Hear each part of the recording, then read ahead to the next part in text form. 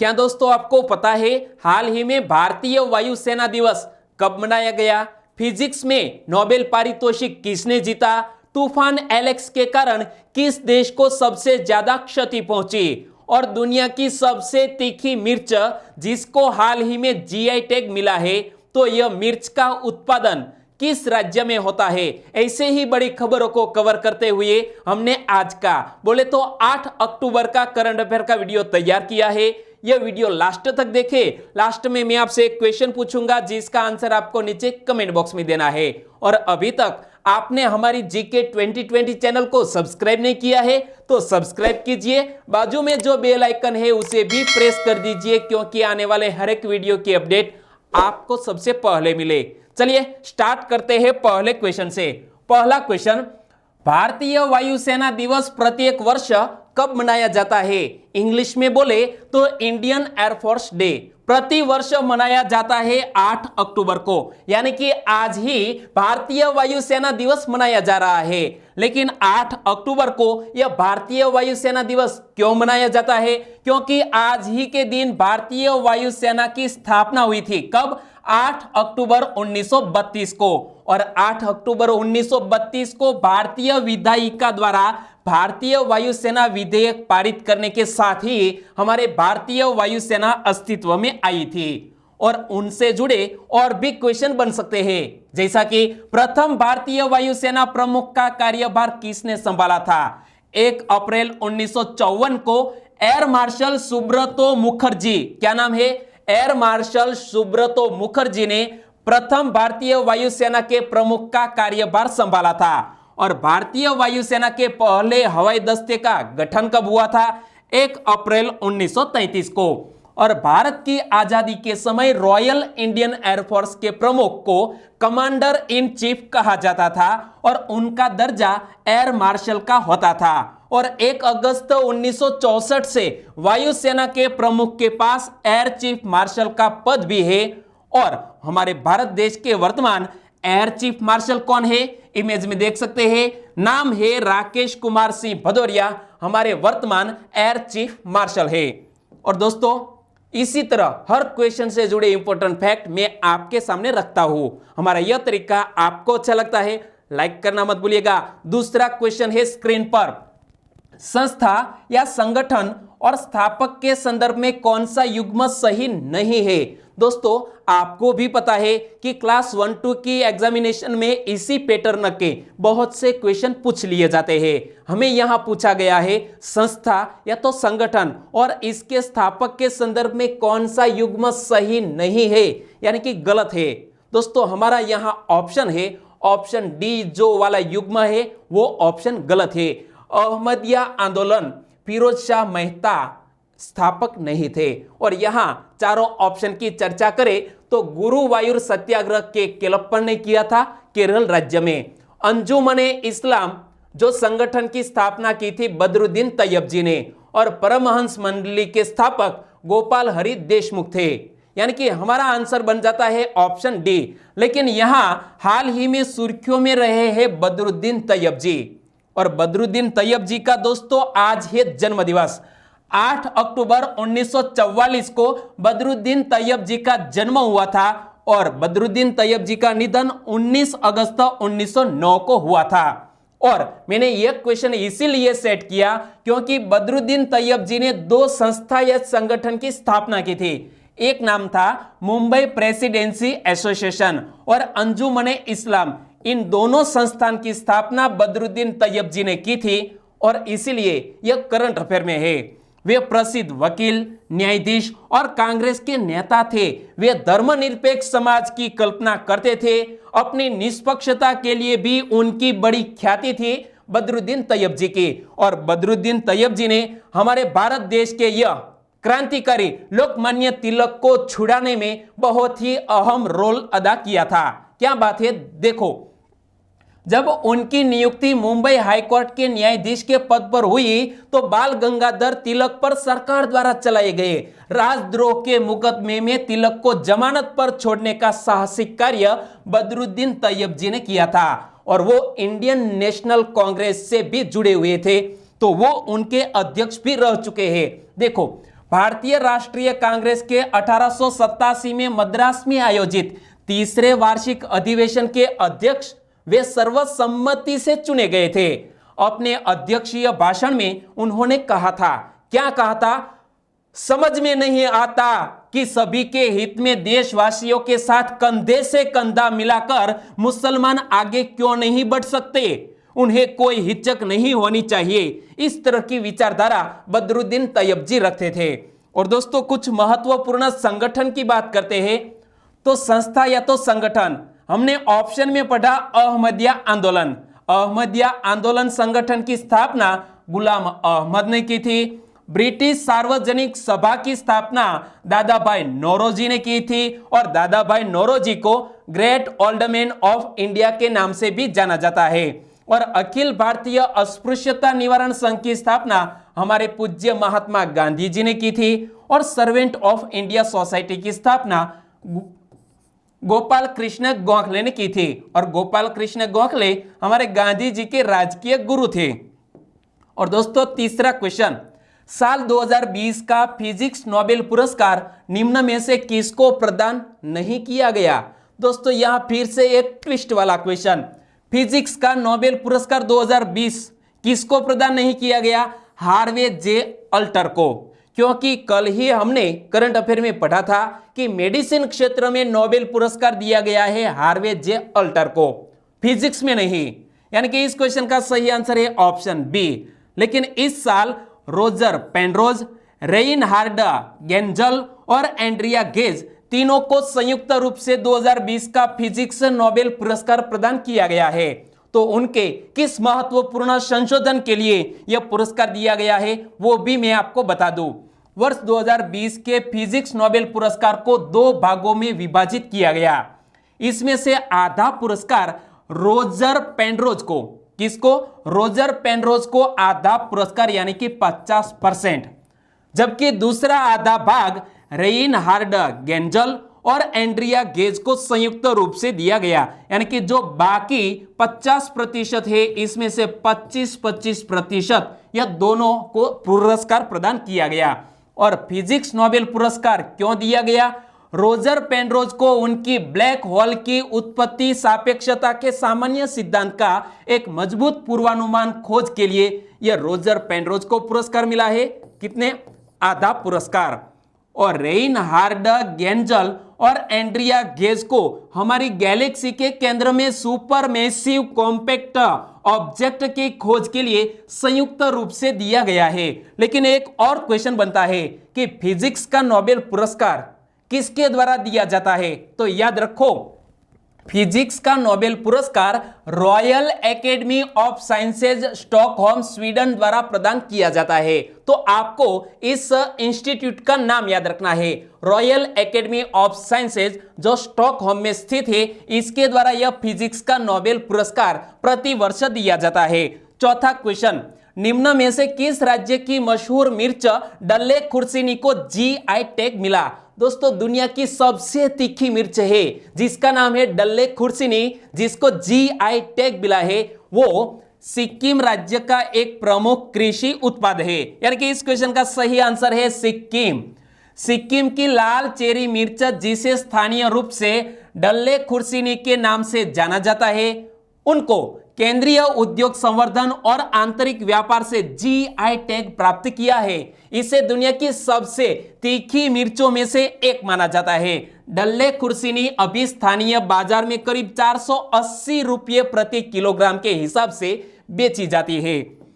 और डल्ले खुर्सिनी उत्पादों का सबसे बड़ा निर्माता राज्य सरकार के स्वामित्व वाला सिक्किम सुप्रीम है। और बात करते हैं सिक्किम की, तो यहां आप मैप में देखिए कि एक तरफ है नेपाल, दूसरी तरफ है चीन और तीसरी तरफ है यह भूटान। यानी कि 3 देशों और सिर्फ एक राज्य पश्चिम बंगाल से सटा हुआ यह सिक्किम। सिक्किम की कैपिटल का नाम है गंगटोक। और सिक्किम के वर्तमान मुख्यमंत्री कौन है दोस्तों? प्रेमसिंह तमांग, जो स्थानीय लोग पीएस गोले के नाम से जानते हैं। और सिक्किम के राज्यपाल कौन है? गंगा प्रसाद। 5वां क्वेश्चन, कौन सा हवाई अड्डा पूरी तरह से सौर ऊर्जा से संचालित भारतीय विमानपत्तन प्राधिकरण का पहला हवाई अड्डा बन गया? दोस्तों सौर ऊर्जा से संचालित हमारा भारत देश का यह एयरपोर्ट अथॉरिटी ऑफ इंडिया का पहला हवाई अड्डा बन गया है पुडुचेरी हवाई अड्डा। यानी कि इस क्वेश्चन का सही आंसर है ऑप्शन सी पुडुचेरी हवाई अड्डा। और 500 किलोवाट पीक भूमि पर स्थापित सौर ऊर्जा संयंत्रों को 2 अक्टूबर 2020 को चालू किया गया था और इस संयंत्र की अनुमानित लागत 2.8 करोड़ रुपए है। पुडुचेरी हवाई अड्डे जो सौर ऊर्जा संयंत्र के माध्यम से अपनी पूरी बिजली की आवश्यकता को पूरा करने में सक्षम है और इसी तरह हमारे भारत देश का पहला ऐसा हवाई अड्डा बन गया है जो पूर्णतः सौर ऊर्जा से संचालित है। और यह कहां पर? तो पुडुचेरी में। तो पुडुचेरी को आप मैप में देखिए, पुडुचेरी में 4 ऐसे जो स्थान है जिसका पुडुचेरी में शामिल किया जाता है। यनम, पुडुचेरी, कराईकल और माहे।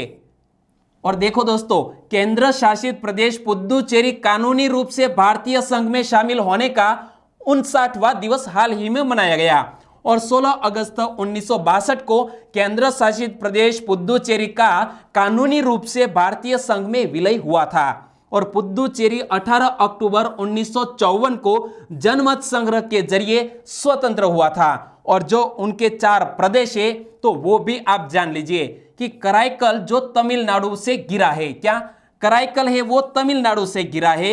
यानम बंगाल की खाड़ी में आंध्र प्रदेश में स्थित है यहां पर। और माहे जो अरब सागर में केरल के तट से यहां बसा हुआ है, यह है दोस्तों माहे। तो इन चारों को मिलाकर बन जाता है पुडुचेरी। पुडुचेरी की राज्यपाल कौन है? किरण बेदी, जो यहां आप इमेज में देख सकते हैं, हमारे भारत देश की पहली आईपीएस महिला। और पुडुचेरी के वर्तमान मुख्यमंत्री कौन है? वी नारायणसामी, जो यहां आप इमेज में देख सकते हैं। छठा क्वेश्चन, हाल ही में राष्ट्रीय स्टार्टअप पुरस्कारों की घोषणा किसने की है? राष्ट्रीय स्टार्टअप पुरस्कारों की घोषणा हमारे पीयूष गोयल साहब ने की है। यानी कि इस क्वेश्चन का सही आंसर है पीयूष गोयल। लेकिन पीयूष गोयल हमारे किस मंत्रालय के मंत्री है?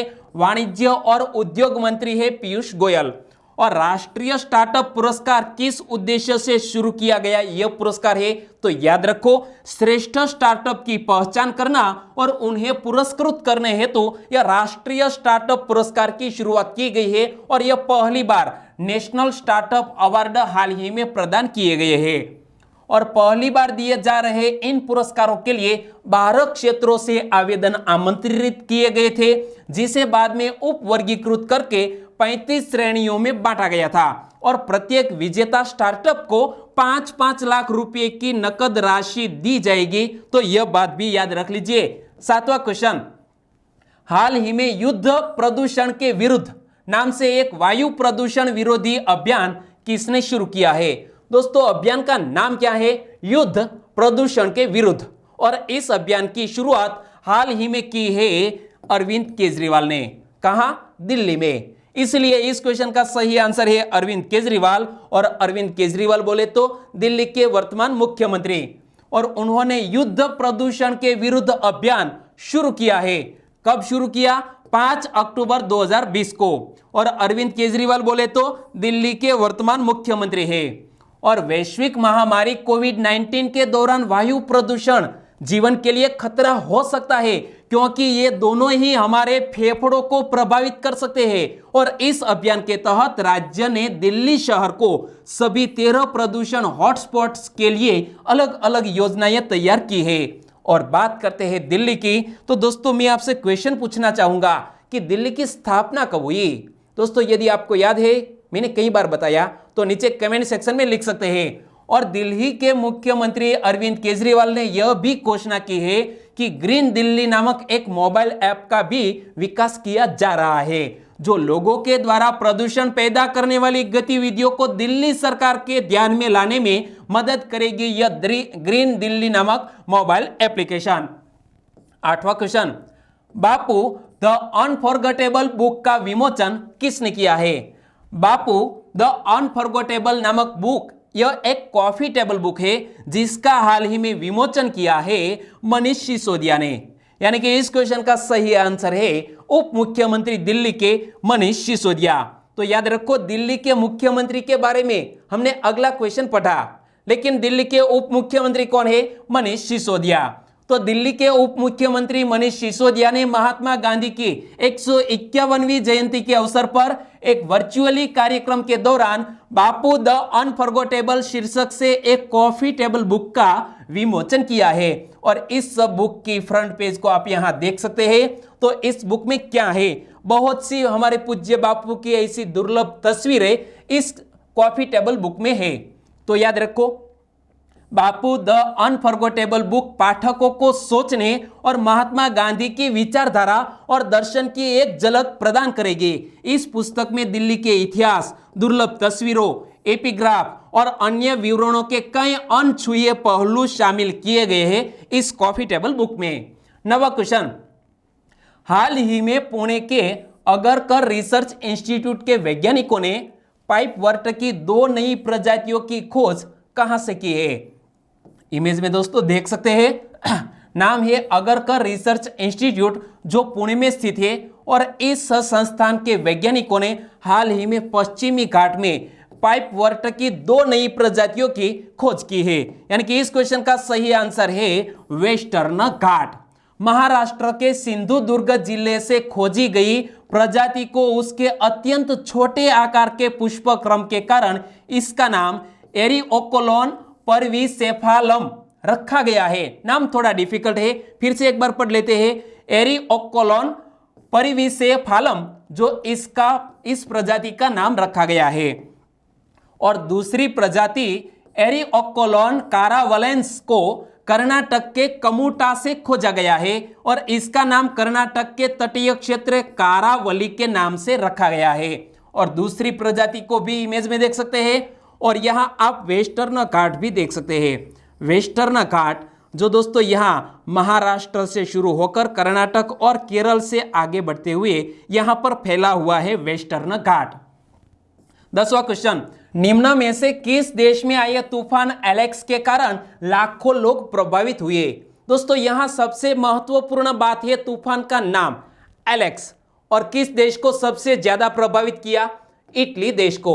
यानी कि इस क्वेश्चन का सही आंसर है ऑप्शन ए, इटली। तो देखो, तूफान एलेक्स इटली में शुक्रवार को आए भीषण तूफान और बारिश से लाखों लोग प्रभावित हैं। देश के उत्तर पश्चिमी हिस्से में रविवार को कम से कम 5 लोगों के शव मिले।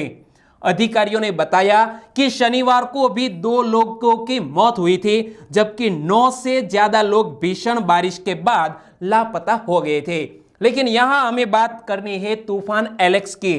किस देश में सबसे ज्यादा क्षति हुई है? इटली देश में। 11वां question, the world's most influential CMO यानी कि मुख्य विपणन अधिकारी की सूची में एकमात्र भारतीय कौन शामिल है? दोस्तों हाल ही में CMO यानी कि मुख्य विपणन अधिकारियों की वर्ल्ड लिस्ट जारी की गई और इसमें शामिल एकमात्र भारतीय जिसका नाम है रवि संथानम। इसलिए इस क्वेश्चन का सही आंसर है रवि संथानम, जो इमेज में देख सकते हैं। HDFC बैंक के रवि संथानम फोर्ब्स की the world most influential CMO यानी कि मुख्य विपणन अधिकारी की सूची में शामिल होने वाले एकमात्र भारतीय है। और दुनिया के 50 सबसे प्रभावशाली CMO की सूची में रवि संथानम को 39वां रैंक मिला है। लेकिन टॉप पर कौन रहा? तो फोर्ब्स की सूची में पहला स्थान एप्पल के वर्ल्ड वाइड मार्केटिंग के सीनियर VP फिल स्किलर को मिला है। टॉप पर रहे हैं, नाम मत भूलिएगा, VP फिल स्किलर यहां टॉप पर रहे। 12वां क्वेश्चन, हाल ही में SBI के नए चेयरमैन कौन बने? SBI जो हमारे भारत देश की सबसे बड़ी सार्वजनिक बैंक मानी जाती है, तो SBI के नए चेयरमैन बन गए हैं दिनेश कुमार खारा। यानी कि इस क्वेश्चन का सही आंसर है दिनेश कुमार खारा, और दिनेश कुमार खारा ने स्थान लिया है रजनीश कुमार का। तो याद रखो, दिनेश कुमार खारा किसका स्थान लिया है? रजनीश कुमार का। तो SBI के नए चेयरमैन दिनेश कुमार खारा, और भारत सरकार ने दिनेश कुमार खारा को 3 साल की अवधि के लिए भारतीय स्टेट बैंक का नया चेयरमैन नियुक्त किया है। उनकी नियुक्ति 7 अक्टूबर से प्रभावी है। उनकी नियुक्ति वर्तमान चेयरमैन रजनीश कुमार के स्थान पर की गई है, यह बात भी याद रख लीजिए। और SBI के MD के रूप में नियुक्त होने से पहले दिनेश कुमार खारा SBI funds, management private limited के एमडी और सीईओ पद पर भी रह चुके हैं। और एसबीआई के बारे में मैंने आपको कल ही बताया था। एसबीआई की स्थापना कब हुई? 1 जुलाई 1955 को। और इसीलिए प्रतिवर्ष 1 जुलाई को एसबीआई अपना स्थापना दिवस भी मनाता है। और एसबीआई का हेडक्वार्टर महाराष्ट्र के मुंबई में स्थित है।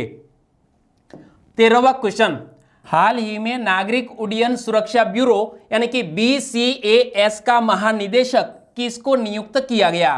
पहले तो यहां टर्म आता है बीसीएएस यानी कि the Bureau of Civil Aviation Security. इसके महानिदेशक के रूप में नियुक्त किया गया है M.A. गणपति को।